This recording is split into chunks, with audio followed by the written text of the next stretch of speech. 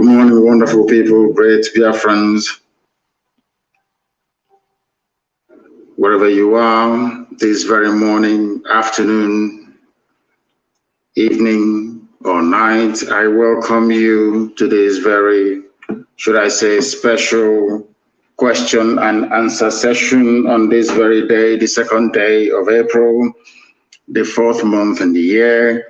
In the year of Almost High Elohim 2021, the time now is precisely 2 minutes past 7 a.m. in the land of Biafra. I said a.m., not p.m.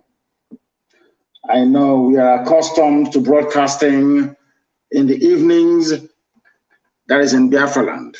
Therefore, some of you may become confused, but this is a live presentation this very morning.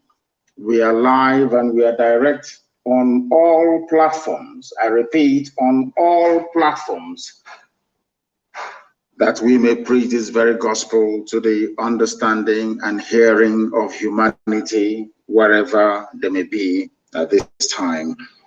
Allow me to welcome you, and as I do so, may I also encourage each and every one of you to welcome those who are around you. You can listen to us via Instagram, Mazi Nnamdi Kanu _official. We are on Instagram. We are live there. There are a lot of people there already. Eze Chinedu is there. Opara is there. Shedrack is also there. Kesia is there. Eduardo Chinedu is there. And very many people are there on Instagram. And I want that advertised as much as possible. I want that Best Man is also there. A lot of people are there watching. We are also on Facebook. You know, Facebook with their suppression and restrictions, one of the most corrupt entities in the world. We are also there at Mazi Nnamdi Kanu. I'm broadcasting through a page that is not particularly well known, but I'm hoping this very morning that those of you who are there already will be able to spread this very gospel, that others may be able to join us on that very platform as well. We are on Twitter. If you go to my Twitter handle, official one, there are many fake ones being run by DSS, the Zoo State Police. Mazi Nnamdi Kanu is mine. If you go there, you will see it and you'll be able to join us. I'm sure we are the only ones who are streaming live this very morning on that very place. That's how you know which one is authentic and which one is fake. We happen to also be on satellite this very morning. We are on IPOB Community Radio app, which everybody must have. Everybody must download IPOB Community Radio. You must also download the Authentic Radio Biafra app as well, so that you can participate and join us anytime we are live, as we are this very morning. We are going to pray a very brief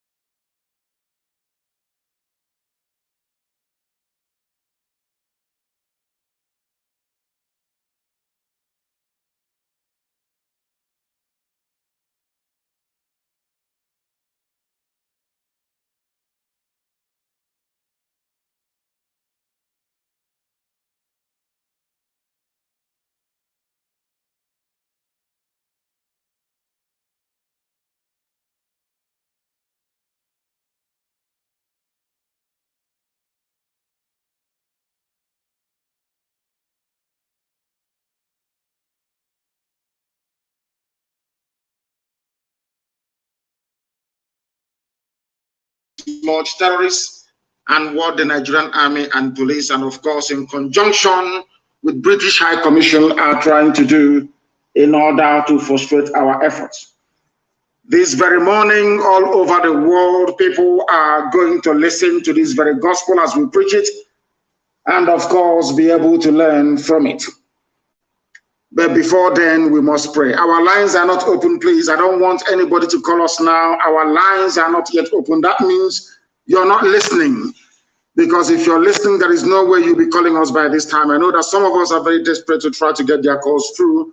When our lines does open, please, I will take all your calls to the best of my ability. But this very morning, afternoon, or night, depending on where you are, we must pray.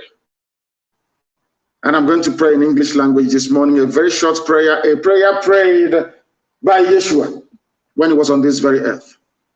A prayer extolling the supremacy and irreducibility of the Creator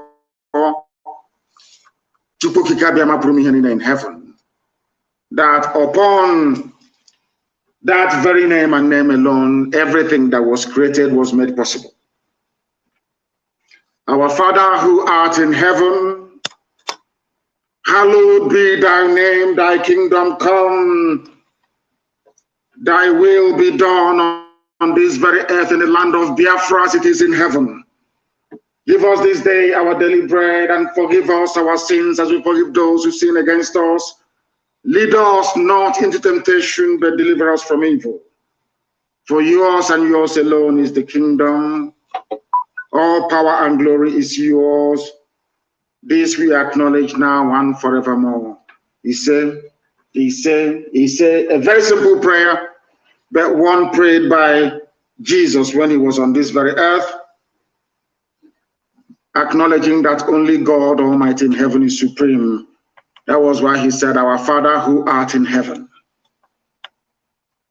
We do not worship idol here. We only worship the one true God, and that is why we are going to prevail, and that is why Biafra will come in our time. This very morning, very speedily before our lines open to take your calls, I have a few things to bring to your attention. And not surprisingly, of course, the United States have now released what they call their country report on this zoological republic called Nigeria. The United States State Department, which is their foreign ministry, in charge of all their diplomats all over the world, including the U.S. mission in Nigeria. The reason why I'm touching upon this very briefly this morning is to bring to your awareness, or should I say, to bring to your attention once again what I have been saying all this while concerning the duplicity and complicity of most foreign missions in Nigeria. I told some of you, but you never listened. The thing about we black people is that we do not listen.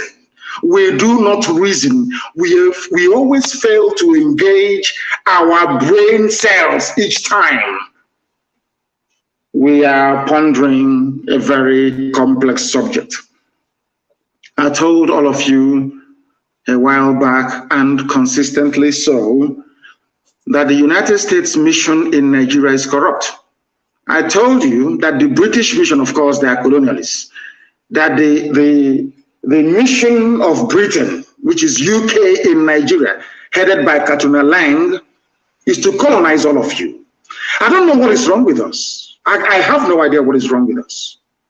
But I blame all of you for this very report that the United States of America released through their very corrupt State Department. I say it openly, without fear, no contradiction.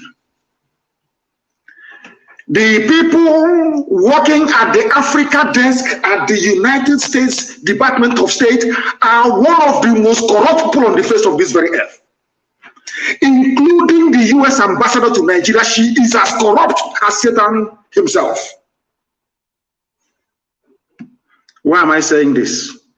All of you saw the videos of Lekki Tollgate massacre. I was live on air broadcasting that very night as the massacre was taking place. Out of anger, people started to destroy government-owned properties in Lagos. I have been warning you for very many years that anytime you have any ambassador from a frontline country coming to Nigeria, they always bribe them. I warned all of you that the Fulani Janjaweed war chest, what I mean by is the money they have to fight to keep enslaving all of you in one Nigeria, is now over $30 billion US. You thought I was joking. I also told you that they have not only brought over the entire diplomatic corps in Abuja, that they have engaged frontline in top-notch consultancy firms all over the world with the help of the British to suppress every news coming out of Nigeria, to manage every information coming out of Nigeria, to condition the minds of the world that nothing is going wrong. But some of you paid little attention. And this morning, I want you to understand that if you do not pay attention to what I'm telling you, the consequences you will suffer will be very severe. And it has started this very morning. Do you know, after slaughtering and killing people around Lekki Tollgate, on that fateful day, that people, innocent people, were massacred. I don't have the precise date in my head. Despite all the difficulties that we've had with CNN in the past, but at least CNN did something. CNN tried as much as possible to present the truth. There was a CNN documentary, or should I say a mini documentary about Lekki Tollgate massacre. Do you know, surprise, surprise, do you know what happened? The United States of America have now released a report on Lekki Tollgate massacre. Do you know what they said in that report? They said that nobody was shot dead, that people did not die at Lekki. Are you listening to me? They said that people did not die.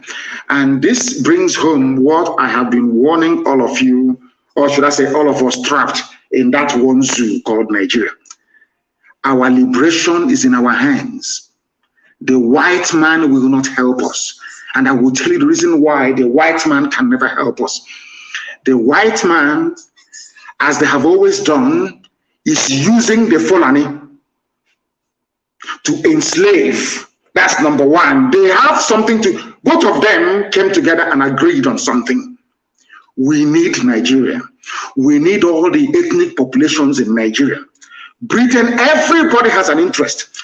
British interest is that they love controlling people, is in their blood, is in their nature. They need people to control people who will be their slaves. That's number one. Secondly, they need access to our oil and gas for free. That's number two. Number three, they want to keep on giving the impression that black people are useless, incapable of reasoning, that we black people deserve to be controlled by white people. Understand what I'm telling you this morning, please. It's very, very important, because in time to come, the same way I'm reminding you this very morning as to the consequences of our stupidity, I will also go back and tell you, remember there was a day that I preached this very gospel live on Radio Biafra. I repeat, Britain wants to control you because they feel that they are God. They are white and you're black, you are nothing. That's number one. But because some of us are, did not have the benefit of sound or decent education, you may not appreciate what I'm saying. But in the fullness of time, you will come to understand. You will come full circle into the realization that what I'm telling you, what I have always told you is the truth. And I preach it without fear before any idiot, regardless of how powerful you may think you are. What am I saying to you is this. Britain is in Nigeria because of oil and gas. They're in Nigeria to control you because you're black people. They are also in Nigeria to try to use it as an influence to control the entire black race all over. It needs over 200 million people, and if they control them, perhaps they'll be able to control black people all over the world.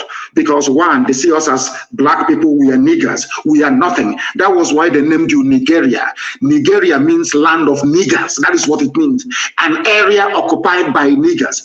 A derogatory slur word, which people in their infinite stupidity have failed to change over the years. I may digress this morning, but please pardon me and try to follow my chain of thought and what I'm preaching this very morning. America is there because of Halliburton, because of ExxonMobil. They are there because of Texaco. They also need oil and gas. Some of you may remember or may recall when Trump assumed power, that was in about, I think, 2016 or thereabout. He said something that most of his friends go to Africa to make easy money. That he is not one of those people.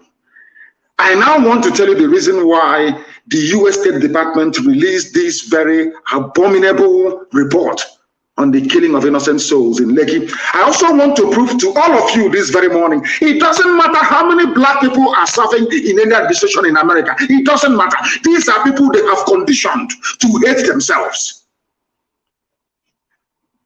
And they are the ones that sanctioned these lies. I have lived with white people for very many years. I know the way they reason. Some of you may be shocked, saying, oh, why is he saying this morning? Let me tell you one thing. At any period in history, a majority of white people will always support what is good. I repeat, at each given point in history, it doesn't matter how dark that very phase is. A majority of white people are conscientious. They hate evil. It is only a minority, a very wicked, evil minority, that will support what is happening in the zoo called Nigeria today, like the Africa desk of the State Department in America. We have confronted them many times. I have asked them, why do you people support evil in Africa? USA, yes. It is not the entire USA. I'm not saying it is the Biden administration, no. I'm not saying it was the Trump administration before this one, no. There is a clique, a group of people, highly corrupt individuals, manning what is called the Africa desk at the United States Department of State. They are the ones responsible for the evil happening in Africa. How? All of you saw that people were killed on that very fateful night at Lekki Toll Gate when it was being occupied at the height of the NSAS protest. And I also want to bring to your attention this very morning, I'm sorry to say this, that there is something fundamentally wrong. I've been telling you this about black people and the way we reason. This morning, I want to bring to your attention that indeed there is something wrong with us and the way we reason. Let me read this report for you. It was only the Nation newspaper that carried it in the zoo, saying that United States of America disagrees. They do not agree that anybody was killed at Lekki Toll Gate. Can you believe such a thing? Who was responsible? I'm not even blaming those in America. This is something I've been telling you all the time, but none of you do not want to reason. You don't want to understand. I said that the report they are given in America is compiled in Abuja by the U.S. ambassador and her team. It is anything they feed Washington that Washington will publish. And she is a woman. Now I'm beginning to understand the reason why should I say, Eve was used to deceive Adam. I never knew that women can be this evil and wicked. Two women. I am sure, had the U.S. ambassador been a man, such evil, such reports couldn't have been issued. What is paining me is that the U.S. ambassador to Nigeria is a woman. The British High Commissioner to Nigeria is a woman. These two women are presiding over the reign of Satan in the zoo. Let me read you the report. I'm going to quote them verbatim. Everybody saw that people were killed at Lekki, but this is the junk that a whole United States of America came up with, supposedly the conscience of the world. America has the grace it enjoys today because God created the USA to bring a semblance of consciousness into the dealings of man on this very earth. That is why they are the longest running civilization since man came into this very earth. That is why the USA enjoys the preeminence that it does. But it seems to me that Lucifer has taken over America. America is no longer a country that speaks the truth. America is no longer a country that stands up for the poor, no longer a country that stands up for justice and what is right all over the world. America is now effectively in the pocket of Luciferians. Simple truth. The U.S. ambassador in Abuja could not convey to Washington. We are in very serious trouble, all of us. In very serious trouble. And unless we rise up now in a popular revolution, if we continue to prevaricate, if we continue to dilly-dally, if we continue to waste valuable time, we are all finished. I'll read it for you. the United States Department of State report on Nigeria. This is what it says. On October 20, members of the security forces enforced curfew by firing shots into the air to disperse protesters. America is writing this junk. The Levy massacre that we all witnessed, America is telling us, they were not there, they're telling us that the army came and was firing shots in the air. I told you that Fulani has $30 billion. They have bribed the US ambassador to Nigeria. That is why this wishy-washy evil report was issued. They are all corrupt. All corrupt, all of them, they're all corrupt. I continue to read for you. Listen very carefully, please. They fired shots into the air to disperse protesters who had gathered at the Lekki toll gate in Lagos to protest abusive practices by the Nigerian Police Forces Special Anti-Robbery Squad, SARS. Mind you that SARS was trained by Britain. It was Britain that set up SARS. It's UK that set up SARS under Obasanjo to harvest organs for sale. It was the United Kingdom that set up this dreaded SARS and gave them the training. It was Britain that gave them the training. So it was Britain that trained them to go through your phones, to extort money from you, to kidnap you in front of your parents, to take you to their dungeon, to kill you, to have it, because it was Britain that trained them and armed them. Britain, United Kingdom financed SARS. I want you to understand very, very carefully, please. Now, according to this US, accurate information on fatalities resulting from the shooting was not available at year's end. A whole America, but you can come to the Sahel and rescue victims. Google can see inside my bedroom where I'm broadcasting from this morning. Google can, you have Google Map, you have everything. You're telling me the most powerful country in the world with the most resourceful intelligence agencies man has ever seen cannot ascertain how many people we are shot dead at Lake. This is Fulani's $30 billion stolen from all of us speaking. They have the money. It was Fulani, the way they connived and colluded with Britain and now US State Department, that led me to believe that truly money is the root of all evil. It solves a lot of problems, no doubt. But I'm telling you, when you face a man working at the US State Department Africa desk, a civil servant may be earning $2,000 a month, you give him $20 million, there is nothing he or she will not do for you. Their conscience will go through the window.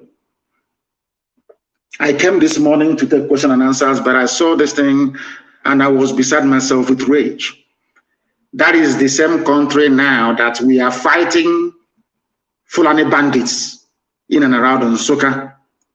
Everybody can see that the Nigerian army are aiding Fulani bandits. These are the people that went and massacred our people in Ebonyi. We found them where they are, in and around Nsukka. We engaged them. We engaged them. Nigerian army came to fight on the side of traitors, on the side of terrorists and killers. Nigerian army fighting beside terrorists and killers to kill the victims of Fulani massacre. The State Department in America will not hear this because the US mission in Nigeria is corrupt, highly corrupt. They have been infected by the United Kingdom, infected by the British, highly corrupt. America is telling us this day that they do not know the number of people who were killed as at last year. That's what they're saying to us, that they have no accurate information.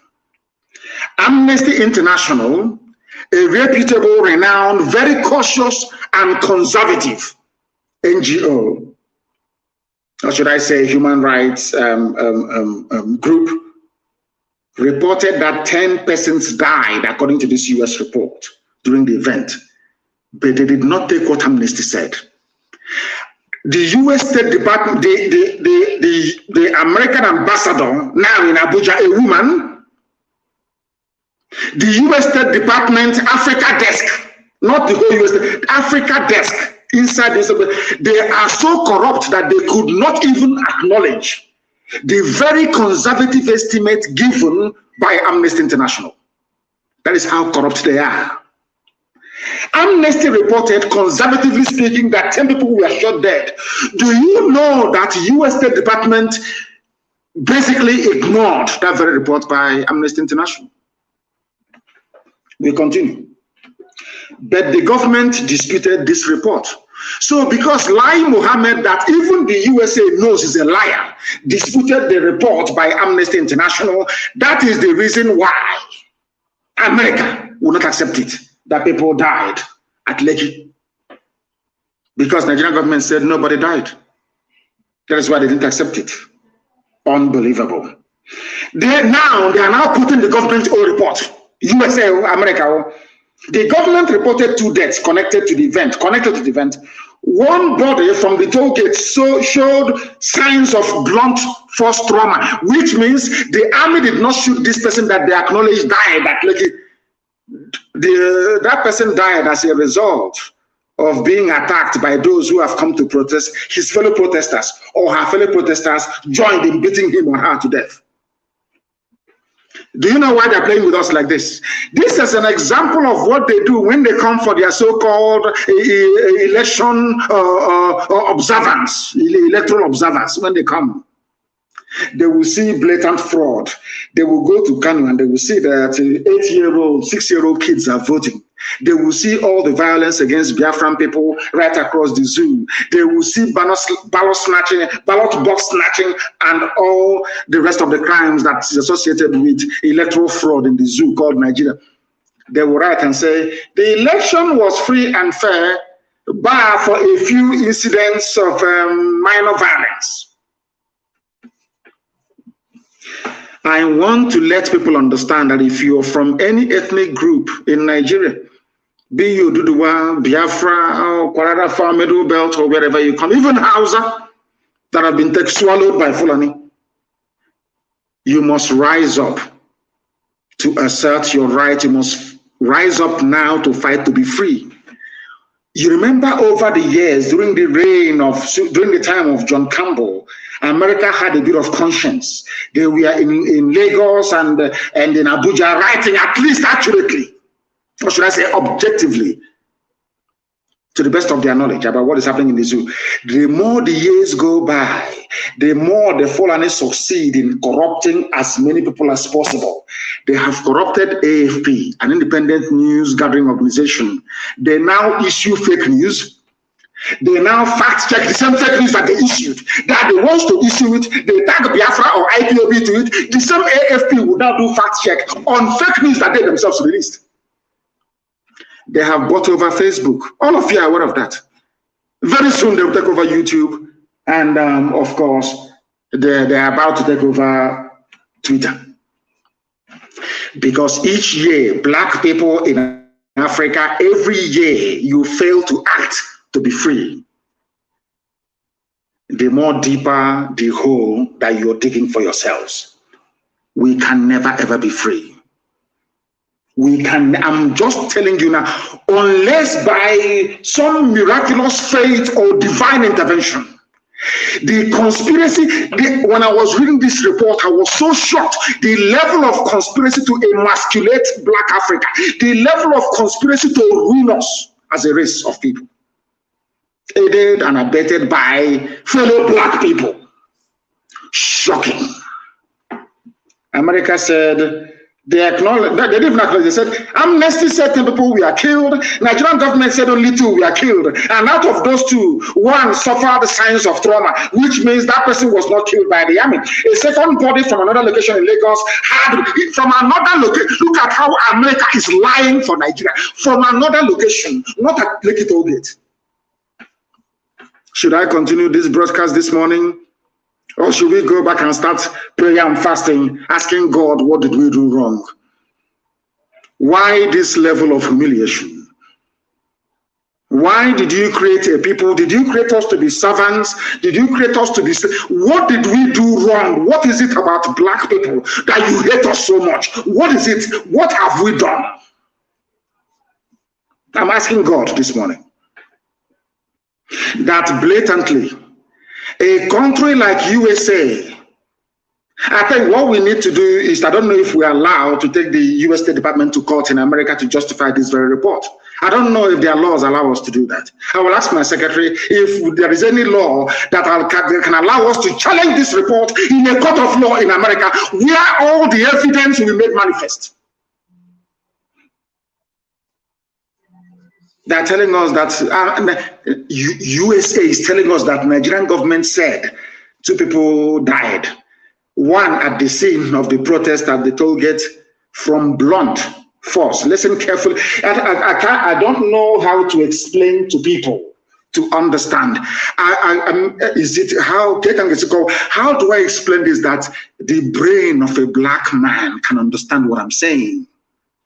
In what way can I explain this? I'm asking you people how. Now listen. America is effectively absolving Nigerian army of any blame for the shooting at Lekki Tollgate because they know that the person that actually gave the order to kill the protesters is Katrina Lang, the British the UK High Commissioner to Nigeria. That afternoon she was with Tinubu. Before she left Tinubu's house, a lorry load of thugs from Tinubu's APC left Mushi with cutlasses, axes and machete to go and attack protesters. And that evening, the army opened fire on protesters. It was Britain, it was United Kingdom that arranged the massacre through Tinubu. We all know this. All of you listening, you know. But because you are black, because some of you are highly idiotic, you cannot stand up to face or speak the truth. You all know what Tinubu did. Everybody knows this. Now, USA is siding them. Britain have now managed to convince, United Kingdom now managed to convince the USA to side with evil. That is what I find, that a whole USA, of all people, America, the hope of a common man on this earth, at least in a temporal form. Everybody looks up to the USA as the policeman of the conscience, the guardian of the conscience of humanity. Look at how they are behaving in Nigeria. And the ambassador is a woman. I never knew that women can be this wicked. I never knew. I thought being mother, no, I'm not sure they have any children, that being women, they will have that, you know, that motherly instinct, that empathy, to empathize. Everybody, I felt rather very foolishly that these 2 women will see the victims of the slaughter by the Nigerian army as their own children and do what is right. But because of money, Fulani has given them money. Because of money, they are now writing what is in essence rubbish to justify the killing of other people's children. 2 women responsible for this nonsense. The government reported 2 deaths connected with the event, but the army did not kill any of them. The one found where the army stormed died of trauma, which means if it were the army or if it were to be the army that shot him or her dead, you would have seen bullet wounds on the body. The one that had bullet wounds was recovered where the army did not go to. Do you see how they are consultant? Basically, Nigerian consultants in America wrote this report for the State Department and just published it. And we are all black people in Africa. Every day we claim we are suffering. Every day we claim that our quality of life is so poor. Every day we claim we're impoverished, but we are the ones responsible for bringing this mess on top of our heads. This type of nonsense couldn't have happened in a place like Japan because the Japanese people are one people, one culture, one value system, one social configuration. But in Nigeria, you don't have, Biafra is different from Oduduwa. Oduduwa is different from Arewa, Fulani Janjaweed. Fulani Janjaweed is even different from those in the Middle Belt. We are not together, we are not one people. That is why a white man can come in and tell us, after what we have seen with our 2 naked eyes, telling us that what we now saw is different. What you saw at Lekki Tollgate is not the truth. The white man has spoken. I weep for we black people, and I weep for Africa. Because the problem is that It's like a black man enjoys suffering. A black man loves to be subjugated. It's like a black man loves to be a slave. A black man, I don't know what it seems to me that if our existence is not validated by a white man, we shouldn't exist at all. Lies by U.S. State Department Africa Desk. A second body was found somewhere outside Lagos that had bullet wounds. I'm reading you the report itself. The government acknowledged, according to the United States government, acknowledged that soldiers armed with live ammunition were present at Lekki toll gate. Now, who shot those people that Amnesty said died? Let's say 10, for instance. It's still not the army. At year's end, the Lagos State Judicial Panel of Inquiry and Restitution continued to hear testimony and investigate the shooting at Lekki toll gate. That's the end of that's it. End of story. And let me tell you how evil these people are. I want to tell you how evil the Africa desk at US State Department. I want to tell you that these people are demonic. They are demonic. They are possessed by loose. They are demonic. Satan is working with them. There's another section called disappearance. I'll read the report for you as well. In August 2019, to mark the International Day of Disappeared, Amnesty International issued a statement calling on the government to release immediately hundreds of persons who had been subjected to enforced disappearance and held in secret detention facilities across the country without charge or trial. They are talking about Biafrans airlifted from Obibo, but they cannot say it. Because if they say these are Biafrans airlifted from Obibo being held in secret detention facilities, the world will ask questions regarding Biafra. So they never mentioned any names. Are you following? Now, they just gave only one paragraph to this. What the Nigerian Army, Police, DSS are doing. This is from America. Only one paragraph. Now, they now proceeded to say, criminal groups, this America, criminal groups abducted civilians in the Niger Delta. They never mentioned the North. They never mentioned Fulani bandits, kidnapping every day. Every day, the first place they jumped was Niger Delta, which is Biafra land. They cannot say Biafra, so they say Niger Delta, because the idiots that call themselves Niger Delta don't understand the divide and rule mentality that these people are using to cage them in their ignorance. That is why Ogoni has not been cleaned. Nobody can ask, why is it that Ogoni land has not been cleaned after all these years? They fail to understand one simple fact. If you allow yourselves to be divided, it makes it easier for your enemies to conquer you. If you're a conquered people, why would they clean Ogoni land if you're a conquered people? Now listen, the one paragraph to what Nigeria is doing, kidnapping, locking up people and executing people extrajudicially. Now they say criminal groups. They never refer to Nigeria as a criminal group of kidnapping people. No, not at all. Once you're kidnapped by the Nigerian state, you are a victim. You are gone. America will not look for you. It's even Britain as encouraged. United Kingdom are the ones encouraging the Nigerian government to do it, to put fear in people so you cannot fight for your right. Now listen, they said criminal groups abducted civilians in Niger Delta, the southeast. Have you heard them now? And the northwest. What Fulani bandits are doing in the Middle Belt, in Benue and Plateau, America did not mention it all. I want you to remember again what I told you before about the $30 billion war chest El Rufai and his team they have at their disposal to bribe anybody bribable in the world. Let's say you are Biden. Are you going to say no to a $1 billion bribe from Nigeria? The answer is no, you will take it. You will take it. I don't care who you are, you will take it. That's what they're doing.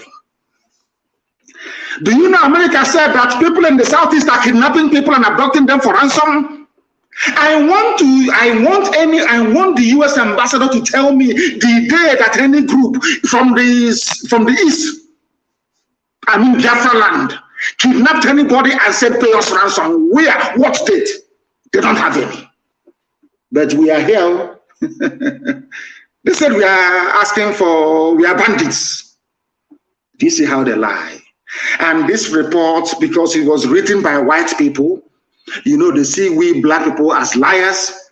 And so sometimes with some justification, of course. Because this report was written by white people, it is gospel. You understand? Nobody can question it. It's by whites now. You're a nigger, you're black. Who's going to listen to you? Nobody. After all, as their warped reasoning convinces them, you're black because God hates you. That's why you're black. That is why every other race can climb on top of you and do whatever they want to do, because you're black. And moreover, you hate yourselves anyway, and you cannot reason or think properly.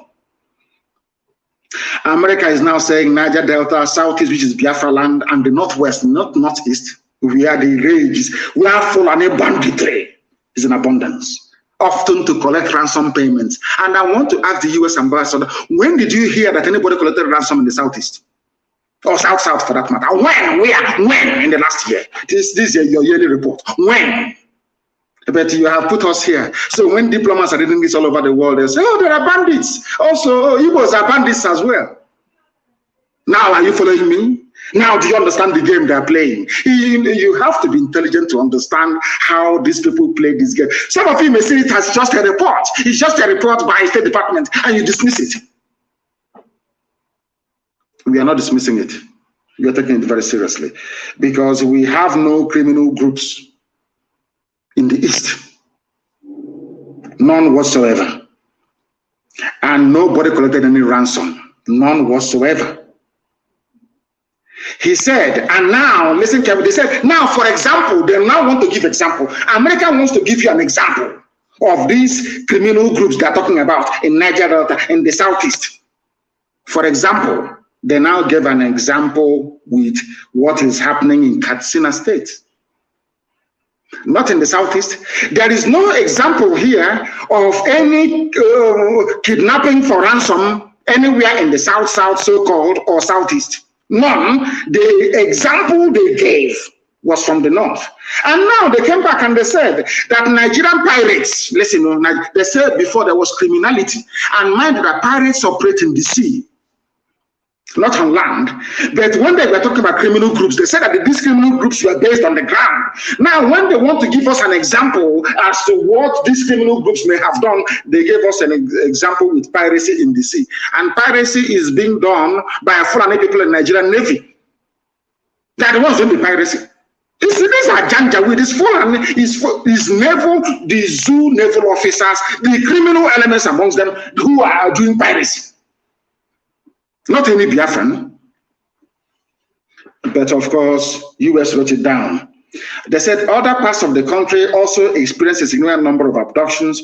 Prominent and wealthy figures were often targets of abductions, as well as religious leaders, regional government leaders, police officers, and all the rest of them. They gave us another example. The Emir of Potiskum, Alajumari Bubaram, and his convoy were attacked. They did not give us an example. This was last year of anything that happened in Biafra land, but they criminalized all of us. That's how they roll. Now you understand it? So when you go and you're saying to diplomats all over the world that these are what Fulani people are doing to us, killing us every day, they'll say, oh no, but you people are also criminals. America said so. It's called equalization. So from being on the offensive, you now become defensive. And now you can now see how United States Africa desk is trying to justify Fulani banditry in Biafra land. Because if you're chasing them, all of you are criminals. But we should fold our hands and allow them to attack us as they have done repeatedly, both in Ebonyi and also in Enugu State. That was why Sahara reporters of all people said that Nigerian army currently engaging ESN operatives in gun battle in Nsukka. And I have said this thing to Yoruba journalists all the time. You people are the cause of the suffering of all our peoples today. All ethnic nationalities, the journalists you have in Nigeria, you people are the problem. You people like the United States Africa desk inside the State Department, you people are making it a lot more easier for our conquerors to come in to conquer us. ESN is not in any battle with Nigerian army in and around Nsukka. No. We are battling Fulani terrorists. Now the Nigerian army came and joined them because that was their plan from ab initio, to come to take over our land. Do you understand? They gave military uniforms to Fulani terrorists. They are not army personnel. They are terrorists. I don't know why some reporters will say that this is of Nigerian army currently engaging ESN. No, not at all. ESN is engaging Fulani terrorists that have come to rape, to kill, to pillage, to take over our land, and we have said no to that. They are the ones we are battling. Nigerian army now joined them, or should I say, gave them army uniforms, gave them weapons to be fighting indigenous people. America will not report this. Now, if America will not report it, we force them to report it. Let me tell you one thing that you do not know. When ANC was fighting for liberation of the black people in South Africa, they were called all sorts of names. Successive US governments put ANC on the terrorist watch list. Margaret Thatcher was insistent that she would not speak to Nelson Mandela, and Nelson Mandela is a terrorist, or was a terrorist then. Did it stop South Africans from becoming free? Do you know one thing? Because they knew what they wanted. They were very tenacious. They were insistent, and to their credit, they engaged white people, especially in the UK, to fight their cause for them. It wasn't black South Africans or black people in the UK that fought to collapse apartheid. No, white English men and women, white Scottish men and women, white Welsh people, white Irish people came out and said evil is evil. And apartheid fell. That is the mode, that is the mindset we must have at all times. We must engage local people, local populations to help us fight this invisible enemy. That invisible enemy are neo-colonialists, those in State Department, those at Whitehall in England, in London, using black people in Africa to present a narrative that will help in perpetuity hold us down in slavery. They are using black people to do this very work, this very dirty work. This is something you must understand and be able to rise above. I am now telling Sahara reporters and the publisher and whoever is there writing this junk, you people are aiding and abetting the excesses of the Nigerian security forces. Let me also remind them, my Yoruba brethren, no, they are journalists. It is this type of journalism that made it possible for Fulani to take over your land. Not only take a lot from you, they took a lot from you. That's number one. Now they have sent some of you into exile in Benin Republic. It is this type of reportage, this type of journalism, junk gutter journalism. You never knew that Fulani were there terrorizing our people in Nsukka. All these years, you never reported that. They went to Ebonyi, killed us, ran to Nsukka, because we said we'll find them. We have found them and we're engaging them. And Nigerian army have come to support them. The same way, that is how your own village, maybe somewhere around Ogumosho, will be taken over by them. You know the funniest thing? Shame won't even allow you to report it. That's why I said to Yoruba journalists, you see, the more you write all this, your junk in support of Fulani Janjaweedism, the day they attack you, shame won't allow. That is why there are Yoruba people in Benin Republic as refugees, but you cannot write about it because you are ashamed of yourselves. These are the things you need to understand. And I have, as I have said before, and I will continue to say, black people should stop allowing themselves to be used by white people to work against their own collective national interest or survival as a people. Any day we realize this, we would have survived it. Now is the time for uprising. America will not save you. Britain will instead, they will join your oppressors to kill all of you. We must rise up, and the time is now. They said troops of the Nigerian army are currently battling gunmen suspected to be, we are not gunmen. We are Eastern Security Network securing our land against Fulani Janjaweedism, or should I say, Janjaweed tendencies. The Nigerian army have joined them. That is why anywhere you have Fulani terrorist camp, nearby is a military barrack. Across the entire length and breadth of Biafra land. Anywhere you have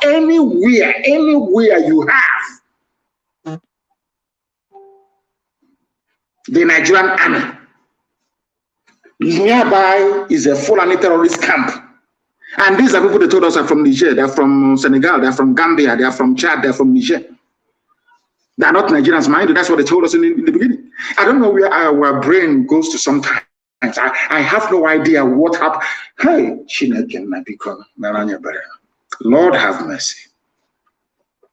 I have never seen a more idiotic race. I have never seen. How can you, will a white man allow himself to be used against his own country? Black people, why can't you reason? Why are you allowing yourselves to be used? Is it because there is something demonic inside you? Is it, what is it about you people?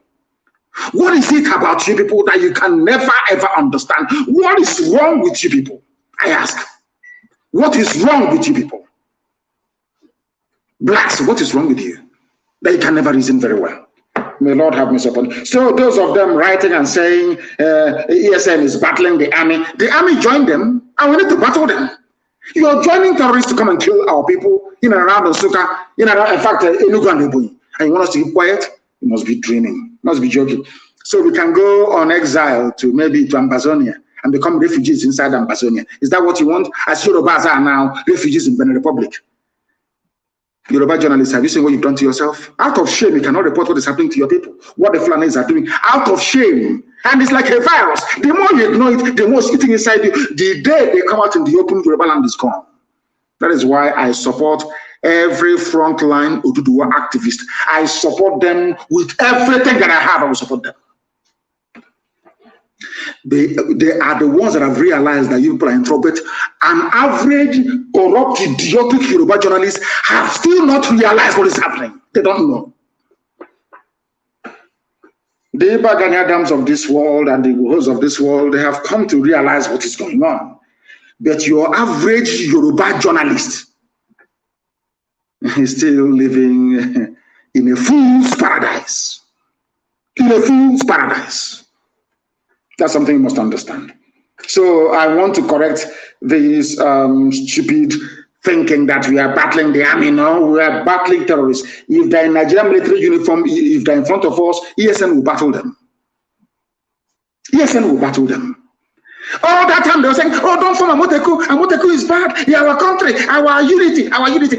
They were busy planting Fulani terrorists in Yoruba forests. You don't know that? Has it not come out now in the open? By the time they realized it was too late. Now Amoteku is incapacitated.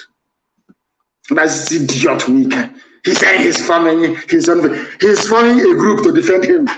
And he went to Nigerian police, the same people who are terrorizing and killing us, aiding and abetting Fulani Janjaweedism are the people that he engaged to defend him.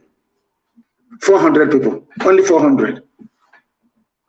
C41, he's a C4I, he's a stupidity crime. Senator, I loved you, I did everything for you. I was even against my people because of you. Now you have come to kill me. The same Fulani. And as I tweeted, something Afonja said, I want Yoruba journalists to go back to history, read about Afonja, the same idiocy, the same nonsense, the same garbage you're doing today, because Tinubu wants to be president, the same thing Afonja did, and you lost a Lauren. You are not ashamed of yourselves. If that cannot shame you, nothing on earth will shame you. You have no shame.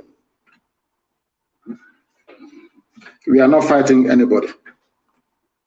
We must fight this scourge called Nigeria. We must fight back with all that we have. Nobody is going to save us but ourselves. I'm telling you, nobody. America is gone. America is now a nation.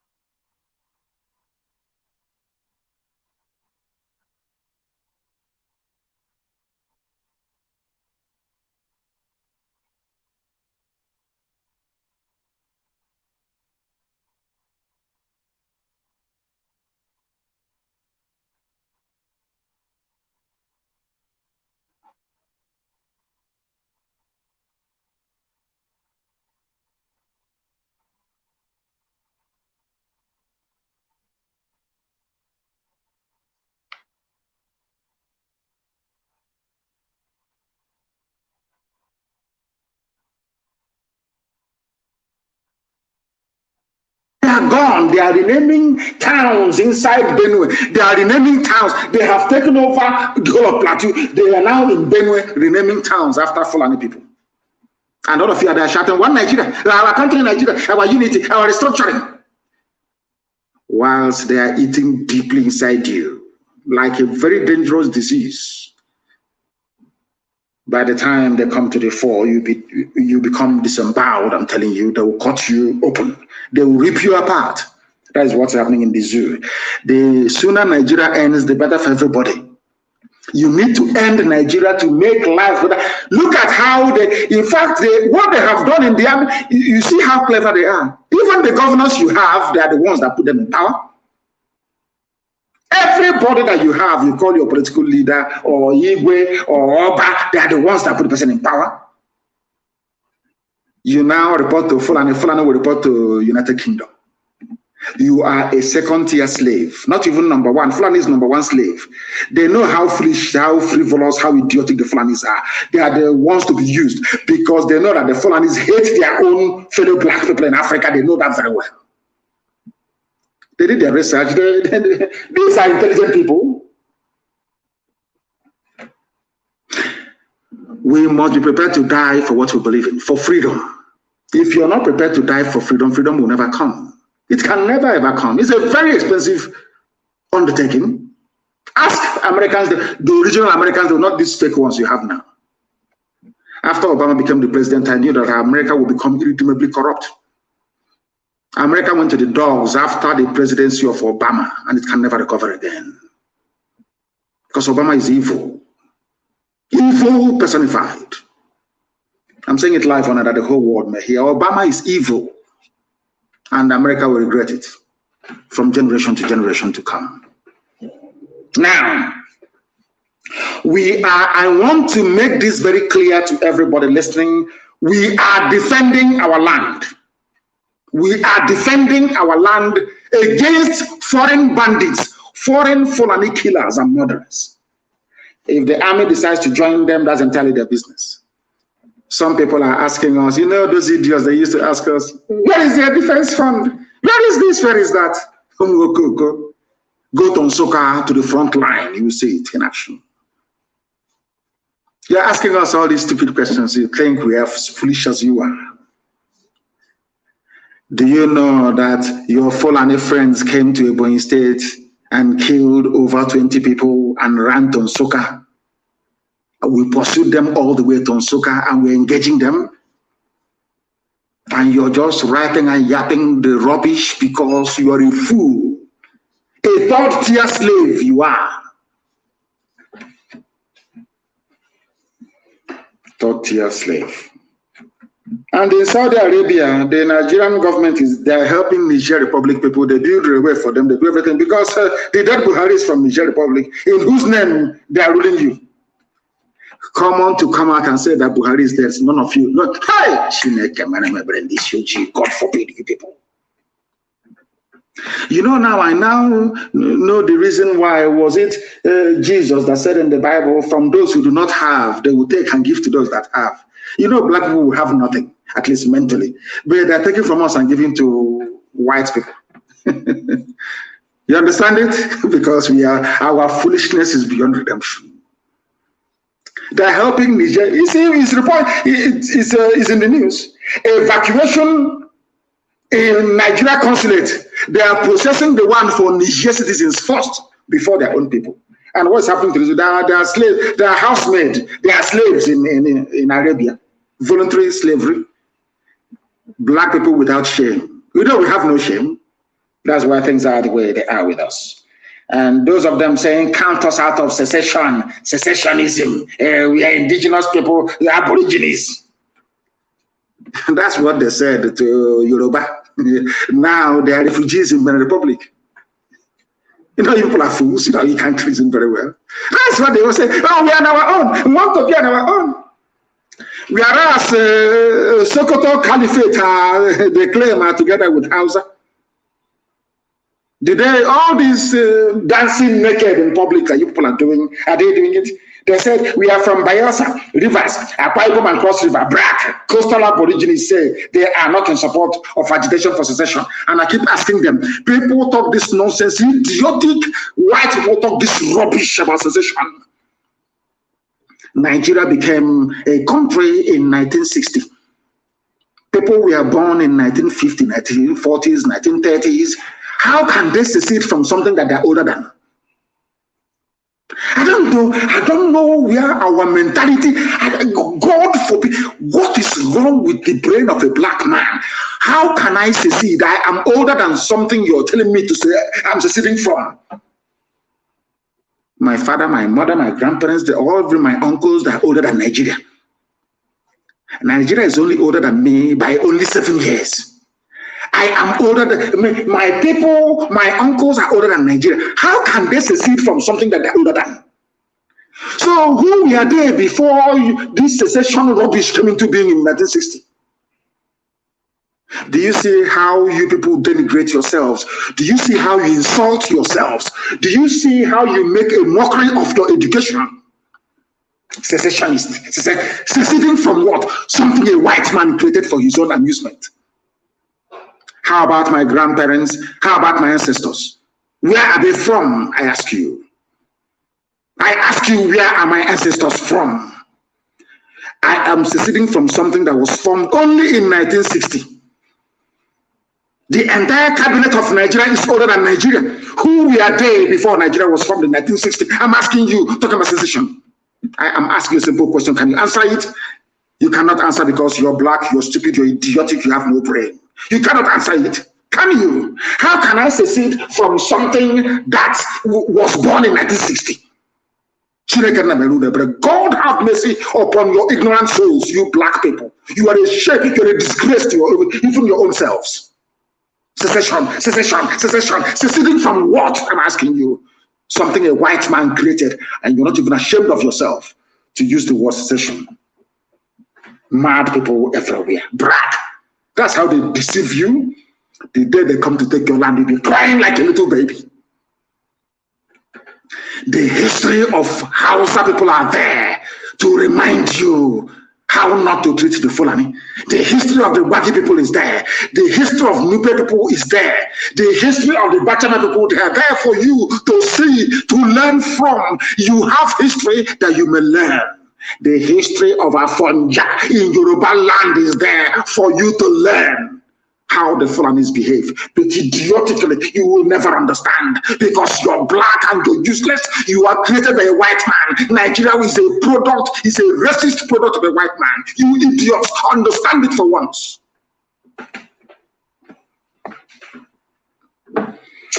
I have a few announcements to make. Some people are saying, before the announcement, some people say, Tinubu went to the north. I said, Yoruba and Fulani, they are one. We are one people. Somebody said the same thing a while ago, and the Lordin is gone. Kwara is gone. They've taken it. Yet you cannot reason. You cannot think. Yoruba and the Fulani, they are one. If Yoruba and Fulani are one people, why did they not allow Awolowo to become the Prime Minister of Nigeria or the President of Nigeria if they are one people? If they are one people, why did they not allow Abiola, who was even a very close friend of all of them? He was also a Muslim like yourself, Tinubu. Why did they not allow Abiola to emerge? They only allow the fool they feel comfortable with to emerge, like Obasanjo. Did Obasanjo vote for Awolowo? Why is it that I will never speak to Obasanjo until his death? Because Obasanjo voted for NPN. Obasanjo is a complete Fulani slave. He only found his courage a few days ago. He's a slave of theirs, and he knows it. And maybe Tinubu wants to outdo him so they can give him the presidency. Stupid idiots everywhere. He said he went there because they are one, and they must remain one because they are in-laws. Your son is married to our daughter. And I want to ask them, Oshomole, the wife of Oshomole is from Cape Verde. Is that not correct? Oshomole is a beautiful wife. From Oshomole, the monkey of Edo, is from Cape Verde. Now, is Oshomole going to say, because I'm married from Cape Verde Islands, let us be one country with Nigeria? Or Cape Verde should be a part of Nigeria? Do you see how they reason? What is it that the Yorubas have in common with the Fulani? Absolutely nothing. You're not even the stupid religion, because the Yoruba Muslim is more obeying, more sophisticated, more learned than the stupid Janjaweed idiot from the Sahel. You have nothing in common, but because you want power and access to oil. It reminds me of Apapa War of Antinkan Island. I remember when some, I will say, you know me, I speak the truth. I remember when some Yoruba people, out of spite against the Igbos and Biafra at large, they did a deal with the Fulanis. The only way we can allow, with Babangida actually, the only way we can allow the capital to move from Lagos to Abuja is if you say that every major freight coming into Nigeria must come through Lagos, so we can make money. Babangida agreed. They had a deal. They moved the capital to Abuja, and then said that only Lagos seaports, the Tinkan and Apapa, will handle all commercial shipping into Nigeria. Today, there is gridlock. Today, they are choking. Today, they are begging. But you will not have one Yoruba man come out and say, open Warri Seaport, open Onem, open Iguacha, open Calabar. Never. They will never say it. But Apapa is choking. Every day is choking. Goods are being destroyed. The economy is losing a lot of money. I want the world to understand how these people reason. I speak the truth always. It doesn't matter who you are. As I've told the US State Department, their Africa desk, they are more corrupt than Mobutu Sese Seko. They are white people, but they are as corrupt as Lucifer himself. In America, I will tell you the truth. You may not like it, but that is your business. Eventually, you will come and say, oh, what you're saying is correct too. Tell me why America will issue such a wishy-washy report if their ambassador in Abuja is not corrupt. Just tell me why. And do you think the way to fight oppression is by saying, oh, don't say anything, oh, don't get them angry? Is that how to fight them? You meet it head on. You meet oppression head on, that it may flee. You shine light upon it that it may flee. So let's go and bring Cape Verde, where Oshomole's wife is from. Let's go and bring let them be part of Nigeria, because they are our in-laws. See how foolish these idiots are. Fulani is married to Yoruba. And so bloody what? And so what? They are married to you, yet they put you in refugee camps in Benin Republic. They are married to you, they are occupying your forests. They are married to you. Useless people everywhere. From the same man, he will come out tomorrow and say, vote for me. Let us be, I want the president of Nigeria. Your daughter is 60 years old. You are 69. You had your daughter when you were 9 years old. Yes? People, you know, black people, you astonish me. You know that in any other part of the world, having falsified his age, Tinubu should not be seen in public again forever until the idiot dies and is buried. But only in Africa. After lying about his age, some of you will be carrying it. He is 69. He is 69. But the daughter is 60 years old.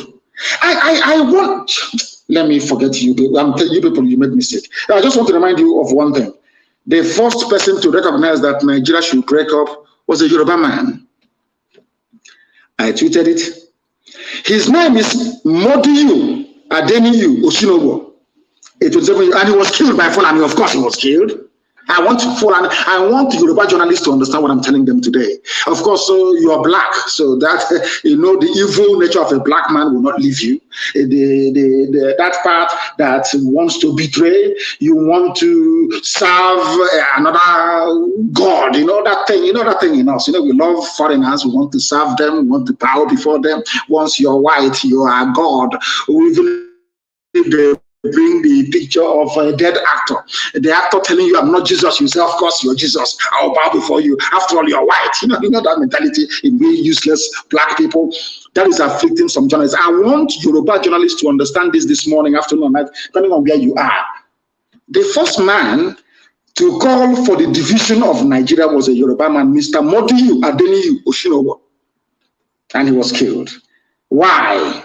He said, if Pakistan can break away from India, if they can disgrace Awolowo the way they did, sooner or later they will be defecating on our heads. They will be using our head as a WC, as toilet. This man said this thing in 1960 as you were celebrating your useless flag independence. A Yoruba man, a visionary, Modiyu Adeniyi said, if we allow this nonsense to continue, they will come into our land and they will take it. And it's happening to you today. And Yoruba journalists is very right. Proscribed IPOB, proscribed our nation, our country. Zoological Republic of Nigeria, a Yoruba man. Let me use your term, secessionist. The foremost secessionist in Nigeria is a Yoruba man, Mr. Modiyu Adeniyi. I tweeted it. Go to my Twitter, you will see it there. Because you don't know history, you have no regard for knowledge and education. But here we educate you, we enlighten you, we bring to your understanding things that you would rather not know about. You run away from it, we bring it to your attention. Pakistan was with India, Bangladesh, all of them. Very soon Kashmir will be free. We are not one people. Why don't you get into your skull? Britain had all of them together as one country, as one India. They said, no, we are not together. They said to the white man, with due respect, we are not the same people. Hindus are different from Muslims. Pakistan is not the same as India. They left. Bangladesh left. Everybody on their own. And that is, of course, relative peace and quiet. You bring some vandals, some blood-sucking demons from the Sahel. You bring people who believe in monarchy, in bowing down before somebody. You bring Republicans from the East. You join them together as one country. Why don't you go bring Saudi Arabia and bring them into the United Kingdom and sell it to the one country? You see if you have peace in one day in your life. All of you read the Bible, you don't know anything from it. You read the Quran, you learn nothing from it. Funny enough, the Torah is also the Quran and also the Christian Bible. The same story everywhere. You are in the Quran, you claim you are Al-Majri, you claim you are Janjaweed, you are in Islam, you go to Mecca, you come back. But in the same book you're reading, Abraham called the nephew Lot and said, if we continue to stay together, your cattle is expanding, mine is expanding, your household, one day there'll be a clash. The same way they're not having a clash between Fulani bandits and the Eastern Security Network. Don't you have the Bible? Don't you open your Bible? All of you claim you're religious, isn't it? Those of you claiming one Nigeria, let's say they're seceding. I want you to please go and open your Bible. As foolish as you are, open your Bible, open your Quran this morning. In this week, open it. Abraham was related to Lot by blood. By blood, I said by blood. At a time, Abraham said to Lot, his own flesh and blood, if we continue to stay this way, your headsmen will clash with mine, and there'll be trouble and bad blood between us. In order to avoid it, please, you are my own brother, my own flesh and my own blood. Let me divide this land into two. You, first of all, take one, and I will take the other one, that peace may reign. It's in your Quran, isn't it? But you want one Nigeria.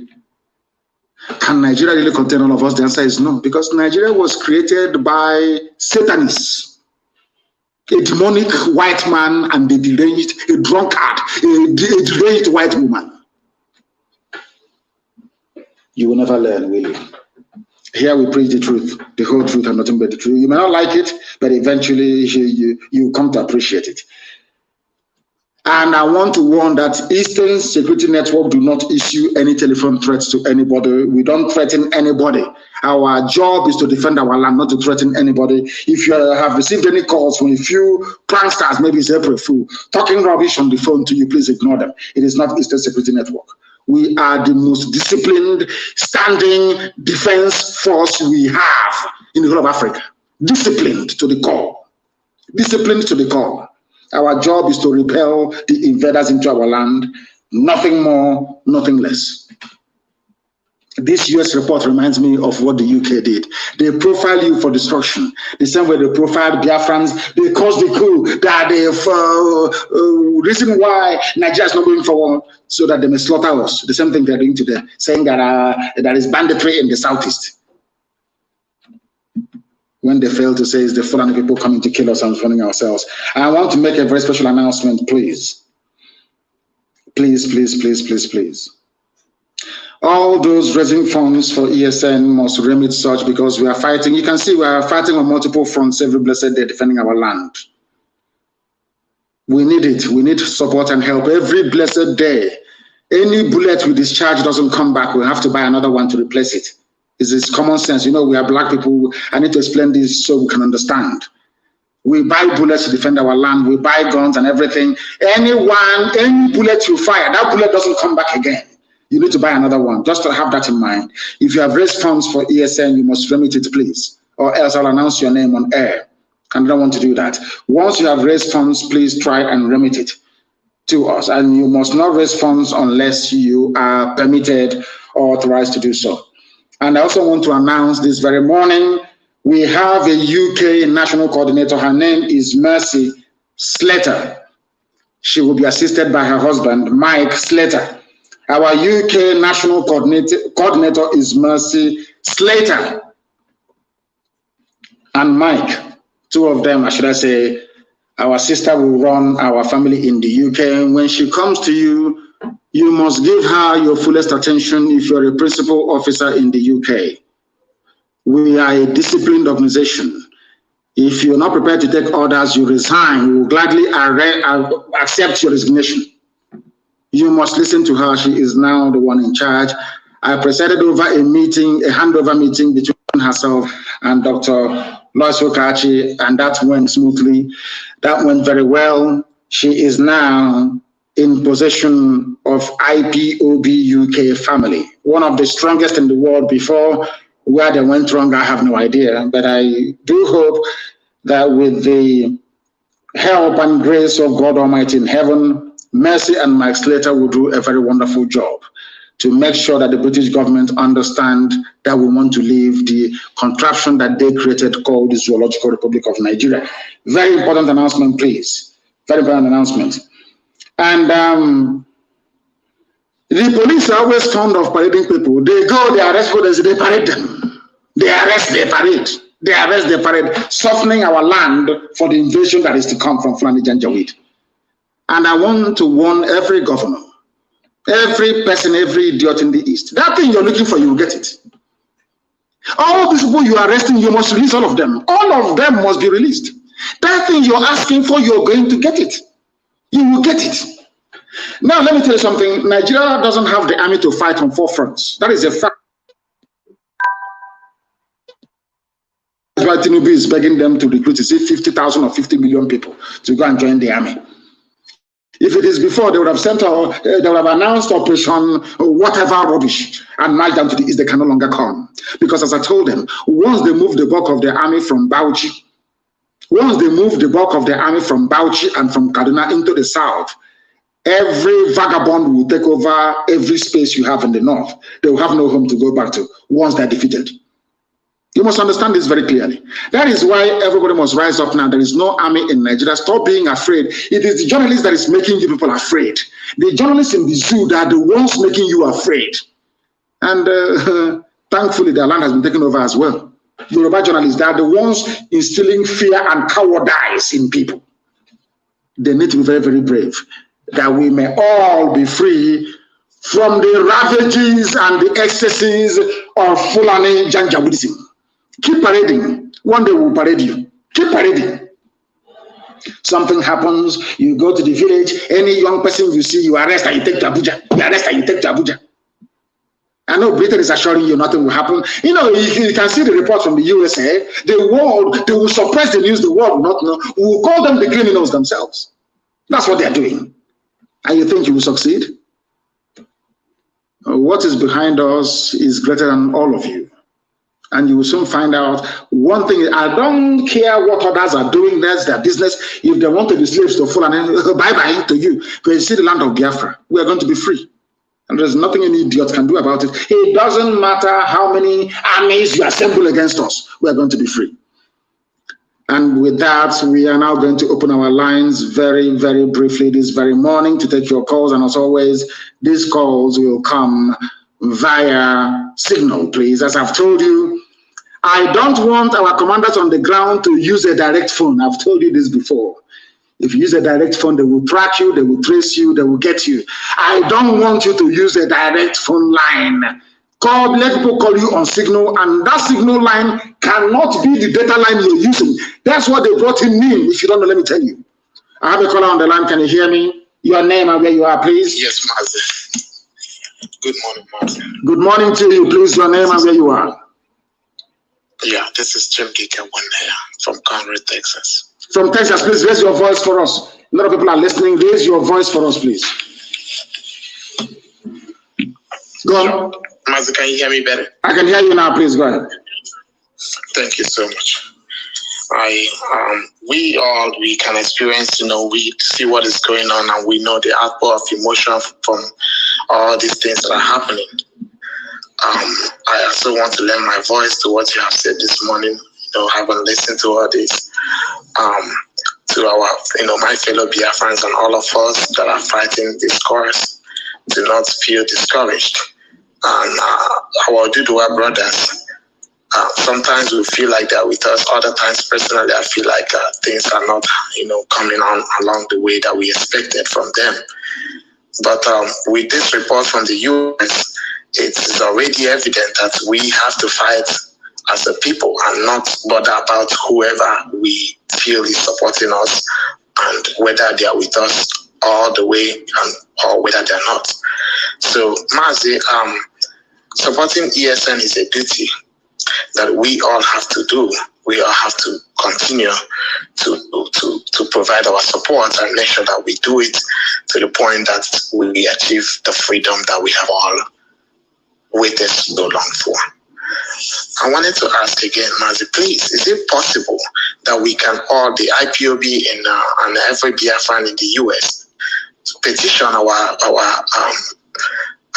whoever we can, to get this message across to them that what this report that they passed is not what the situation is, with all the evidences that we have in hand, to support this march towards freedom.